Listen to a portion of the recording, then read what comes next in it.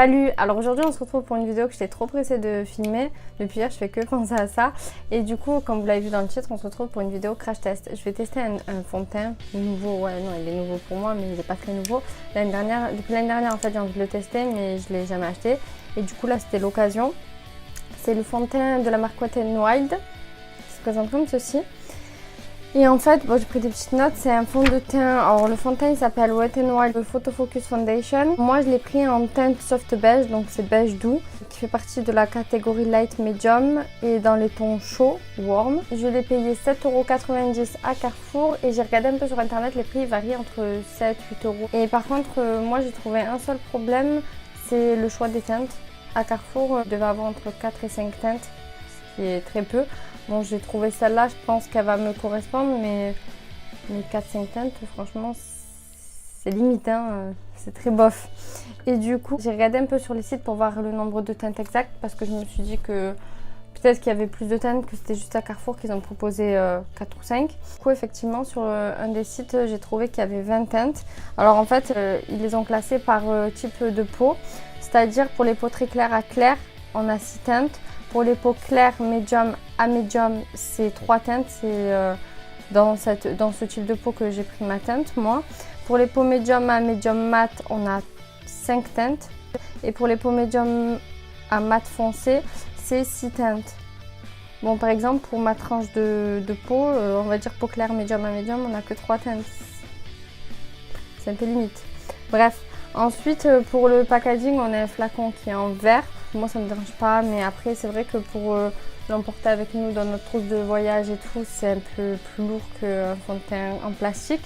Et ensuite on n'a pas de pompe et en fait ça se présente comme ceci et on a une petite spatule. Et en fait je sais pas si ça va être bien pour récupérer tout le fond de teint à l'intérieur. Bon après je pense qu'on peut racler les côtés, on verra bien, mais ça va. Je préfère les pompes, je trouve ça plus hygiénique que les spatules. Et ensuite c'est un fond de teint de 30 ml, donc franchement c'est la contenance normale d'un fond de teint. C'est comme par exemple le Born This Way, il a combien par exemple? 30 ml aussi, c'est le triple du prix de celui-ci. En fait j'ai entendu que des bons avis sur ce fond de teint. J'ai vu plein de revues sur YouTube, sur des blogs et tout ça, et apparemment ils concurrencent tous les grands fonds de teint, on va dire les fonds de teint qu'on retrouve chez Sephora à 30-40 €, voire plus. Et du coup j'avais trop envie de le tester pour ça. J'ai regardé les notes sur internet, il y a un site que j'ai trouvé, il y avait je sais plus combien d'avis, il devait en avoir, c'était en milliers que ça se comptait, hein. Franchement il y avait énormément d'avis, j'étais choquée même. Et il avait une note de 4 étoiles sur 5, donc franchement c'est significatif vu le nombre d'avis. Je vais vous expliquer ce que promet ce fond de teint. Alors c'est un fond de teint qui offre un rendu très naturel, mat et lumineux. Alors c'est pour ça que j'ai voulu aussi le tester vu que j'ai une peau grasse. Je me suis dit qu'un fond de teint mat c'était plus adapté pour moi, mais j'en ai marre des finis mat. Je préfère avoir un peu de lumière sur le visage et du coup lui il promet les deux. Il promet un effet seconde peau, donc naturel, et une couvrance modulable, donc il ne doit pas être très couvrant mais on peut moduler, donc ça c'est bien. Il a été testé dans 7 conditions de lumière différentes, donc c'est un fond de teint qui garantit le meilleur rendu en photo avec ou sans flash, sans traces blanches. Il aide à éliminer la réflexion sur les particules blanches grâce à un complexe qui s'adapte selon l'intensité de la lumière. La peau aura une apparence sublime sur une lumière naturelle ou artificielle. Donc voilà, il promet beaucoup de choses. J'espère qu'il va tenir, il parle pas trop de la tenue, donc j'espère qu'il va tenir sur moi. Vu qu'il est mat, j'espère qu'il va pas trop briller. Et en fait, je vais faire une vidéo crash test où je vais vous donner mes impressions tout au long de la journée. Je vais essayer de faire 2 updates, un au milieu de la journée et un en fin de journée. Là, il est 11h15 et du coup, je vais essayer de le garder le plus longtemps possible. J'ai un rendez-vous médical vers 18h15, donc je pense rentrer chez moi vers 19h, le temps de me caler, tout ça, de filmer, il va peut-être 20h, donc je vais le garder assez longtemps sur la peau. Donc c'est parti. Je vais pas mettre de base sur ma peau pour pas altérer le rendu du fond de teint. Je veux vraiment le tester. Et du coup, je vais venir prendre ma Beauty Blender. Je vais en mettre sur le dos de ma main directement. En fait, c'est ça que je trouve pas hygiénique parce qu'après on remet dans le pot et je sais pas, moi perso, je trouve pas ça très hygiénique. La couleur, ça a l'air pas mal. On va voir. Je vais venir mettre un foulard aussi. Je pense que je vais faire un côté avec le Beauty Blender et un côté au pinceau pour voir l'application avec les deux. Pour la couvrance, ouais, elle est pas hyper top. C'est pas une couvrance totale. Du coup, ouais, on va essayer de moduler pour voir.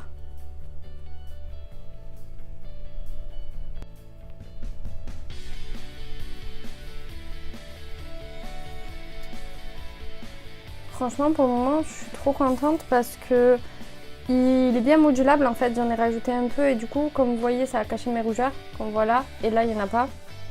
Au niveau du nez aussi, là, j'ai pas de rougeur. Là, j'ai des rougeurs.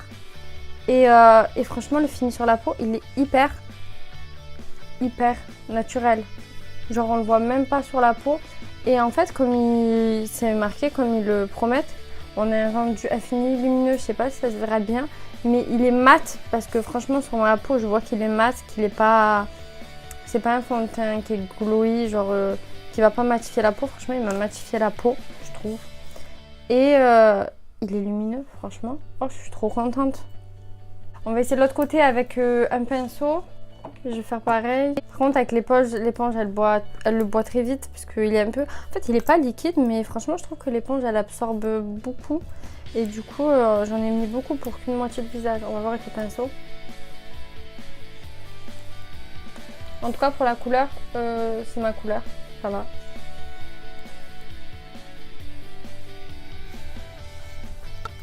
Par contre, il a une odeur.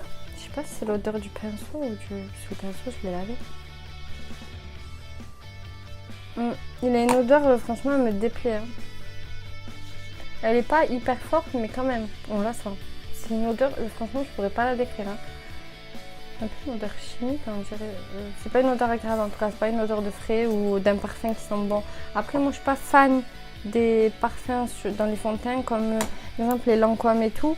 Franchement, c'est des bons fonds de teint, mais moi, quand il y a un parfum qui se sent dans un fond de teint, franchement, ça me dérange. Et là, c'est même pas un parfum, c'est une odeur désagréable carrément, donc non, je valide pas l'odeur. Hein. Après, je préfère le rendu avec le Beauty Blender. Il fait plus naturel. Donc je vais un peu tapoter. Il s'applique bien avec les deux, mais je trouve que ça donne un rendu plus naturel avec le Beauty Blender. On voit moins le fond de teint, moins d'effet de matière, on va dire. On va enlever un peu tout ça. Et franchement, moi je suis hyper difficile en fond de teint.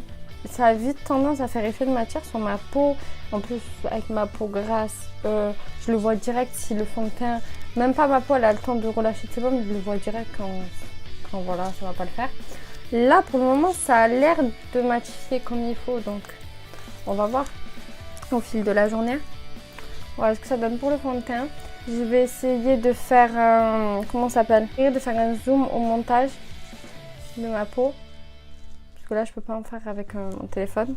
Franchement, je le trouve trop beau. Il a camouflé ce qu'il fallait et franchement, le rendu pour le moment, il est nickel. Je vais mettre mon anti-cerne et j'en ai profité du coup pour acheter un anti-cerne que j'aime trop depuis des années que j'utilise. C'est le Maybelline Instant Anti-Âge Effaceur, comme ça. Mais par contre, j'ai remarqué parce que là, ça faisait plusieurs mois que je ne l'avais pas acheté. Et j'ai remarqué qu'ils ont changé les noms des teintes.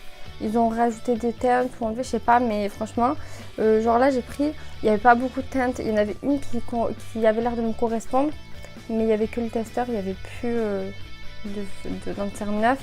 Et du coup j'ai pris une teinte, mais j'ai peur qu'elle soit un peu claire pour moi, qu'elle fasse un peu gris, ou je sais pas, bon, on verra, j'essaierai d'arranger si ça va pas. C'est la teinte 00 Ivoire. Bon, je suis pas trop ivoire.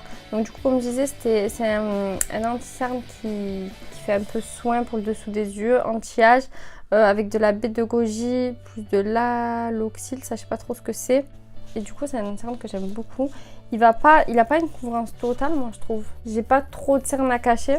Moi, je casse plutôt mes vaisseaux sanguins qui sont ici parce que j'ai la peau hyper fine et quand je suis blanche en hiver, ils se voient hyper vite. Genre en été, ça camoufle, mais en hiver. Du coup, c'est ce que je camoufle et j'ai pas besoin d'une couvrance totale. Et je trouve que sa couvrance, elle est parfaite. Donc du coup, on a un embout mousse comme ça. Et il faut tourner pour faire sortir le produit. Bon là, comme il est neuf, on va tourner un peu longtemps. Ça devient un jour.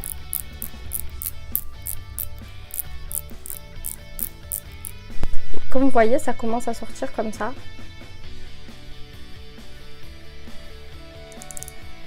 Et du coup, je vais en appliquer directement sur les cernes. Ah ouais. Il a l'air très blanc quand même. Hein.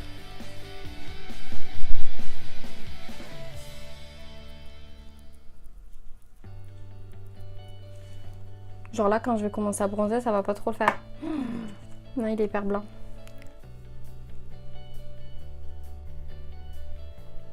Je vais reprendre le côté où il y a le fond de teint. Je vais essayer d'estomper. Je suis trop déçue parce que cette teinte, je l'aime de trop d'habitude. Mais là, la teinte, franchement...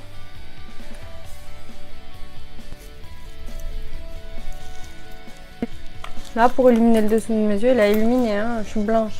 Je suis trop déçue. Et en fait, comme ils ont changé le nom des teintes, je me rappelle plus c'était quoi ma teinte d'avant.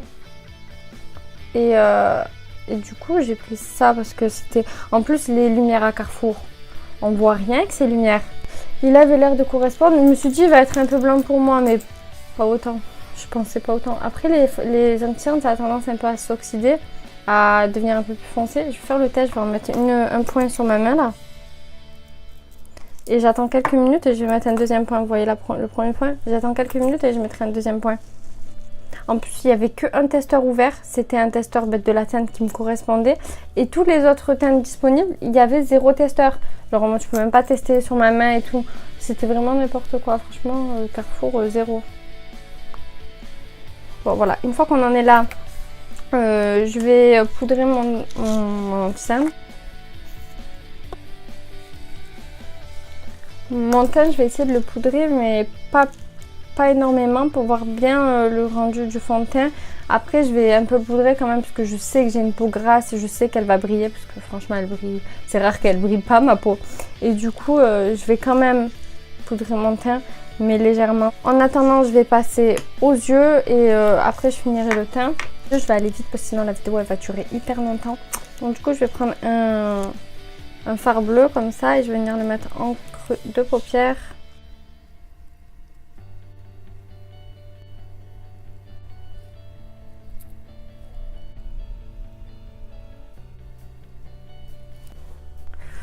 Donc voilà, une fois que j'en suis là, je reviens voir si c'est oxydé. Je vais en mettre un point juste à côté. Ouais, vite fait. On voit que le premier, c'est lui, il est un peu plus foncé. Mais bof, hein, il s'est pas oxydé. Bon, d'habitude, j'aime pas que les anti-cernes s'oxydent, mais là, franchement, je préférais qu'ils s'oxydent. Bon, après, là, ça va, ça se voit pas trop du coup que j'ai bien estompé. Ensuite, je vais venir prendre ma palette Anastasia Beverly Hills et je vais venir prendre le fard Axis. Juste là. Et je vais le mettre en coin externe. Cette palette, il faut faire attention parce qu'elle est poudreuse et du coup, il faut bien tapoter l'excédent.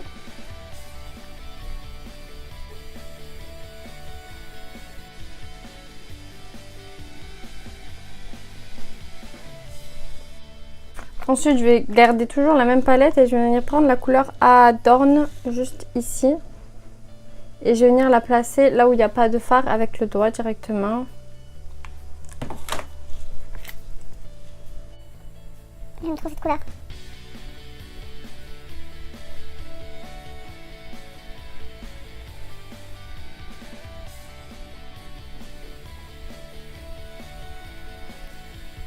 Voilà ce que ça donne pour le moment. Je vais venir prendre ce fard jaune de chez Kiko et je vais venir le placer en coin interne.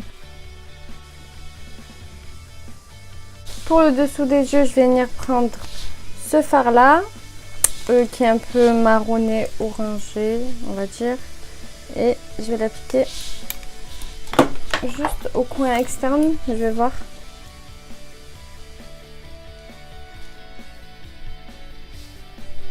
En fait, je pense que je vais faire tout le long. Avec ce qui me reste, j'estompe jusqu'au bout. Voilà ce que ça donne pour le moment pour les yeux. Je vais aller faire mon teint, mettre mon mascara, des faux cils et les lèvres. Et je reviens après pour vous faire le topo sur le fond de teint. Voilà ce que ça donne après la fin du maquillage. J'ai appliqué mon bronzer, mon blush, mon highlighter, du rouge à lèvres, des faux cils. Et là j'avais envie d'appliquer en fait un petit point d'eyeliner juste en bas de l'œil. Je sais pas, j'avais envie de faire ça, je me suis dit je vais faire en caméra. Juste ici.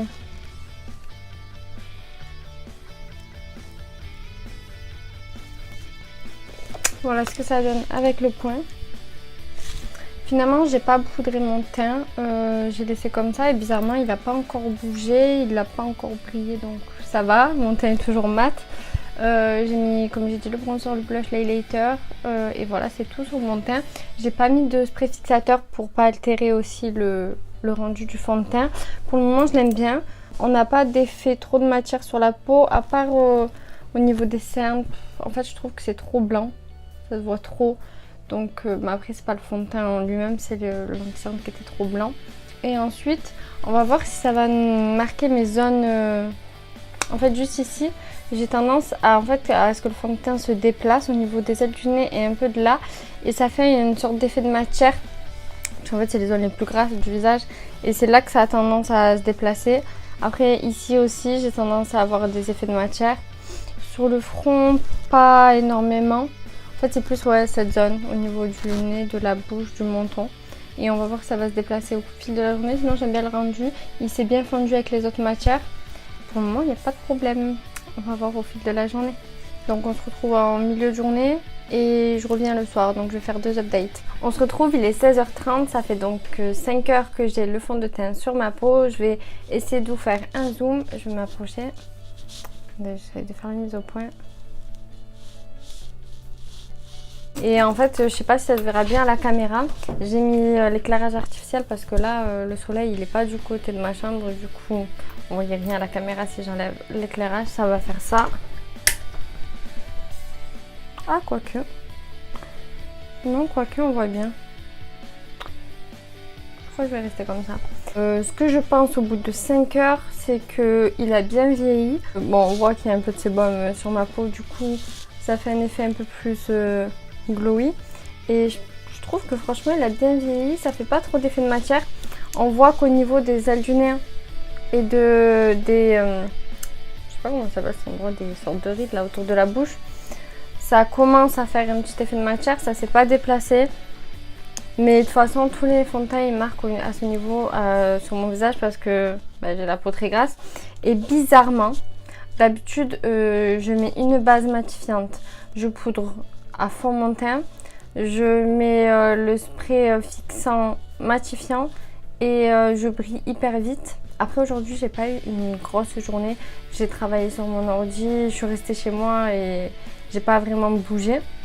On va voir ce soir là parce que je vais sortir et tout ça, mais d'habitude mon visage brille beaucoup plus que ça. Et là sans avoir mis de poudre, j'en ai mis vite fait sur comment ça s'appelle, mes cernes, et du coup avec ce qui me restait sur le pinceau j'ai tapoté mon nez. J'en ai pas mis sur le front ni le menton, j'ai pas mis de base ni de fixateur à la fin et franchement je suis choquée. Genre moi je suis hyper difficile, mais vraiment hyper difficile en ce qui concerne les fonds de teint parce que vraiment ma peau c'est rare les fonds de teint qu'elle supporte. Et en fait alors mon impression elle était bonne parce qu'en fait je le vois directement quand un fond de teint il va pas être adapté à ma peau. C'est comme la fois où j'avais testé le Fenty Beauty, ce fond de teint. Par contre, il ne me correspond pas, mais alors pas du tout. Après, j'ai vu qu'il y avait plein de filles à qui il ne correspondait pas. Il y en a même qui ont fait des réactions. Leur peau a réagi au fond de teint. Et moi, en fait, à peine je l'ai appliqué, j'ai vu que ça allait pas le faire. Et effectivement, je l'ai poudré, j'ai mis une base, j'ai tout fait pour que ça tienne. Et en même pas 1 heure, je brillais, il s'est oxydé, mais en fait c'est pas il s'est oxydé en mode il a foncé, c'est il s'est oxydé, j'étais une orange, tête orange